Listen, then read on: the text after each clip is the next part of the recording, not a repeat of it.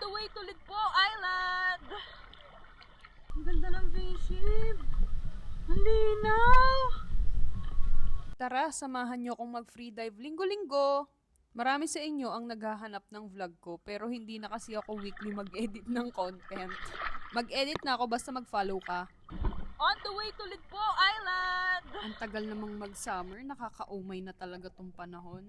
Pero excited na talaga kaming mag-training for advanced PADI. Tingnan nyo, naka-wave mask na nga kami Ito yung ayaw ko pag makulimlim, ang daming planktons. Nakarating na kami dun sa Ligpo Island. Ang tagal ng biyahe, parang 2 minutes.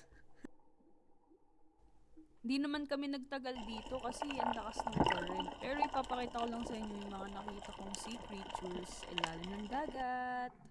So, ang nakikita nyo ngayon ay isda! Sa may mga alam kung ano yung isdang yan, i-comment nyo na lang. And ito yung napaka-cute na mag-ama na clownfish. Ang cute talaga ng mga clownfish, diba? Ito naman yung barrel sponge coral. Ang laki nito dito sa Ligpo Island. Kasya yung isang tao.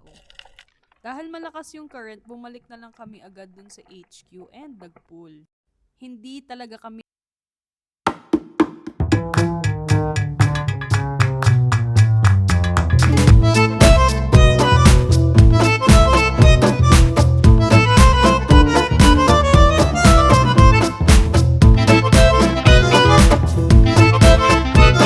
Meron din kaming footage kung saan ako yung kabayo pero hindi ko na lang isasama kasi baka hindi na tayo ma-sponsoran kasi it's not very demure.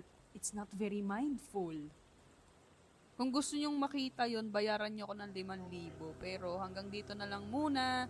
See you next week. Hopefully makapag-edit na ako ng content. Bye-bye na.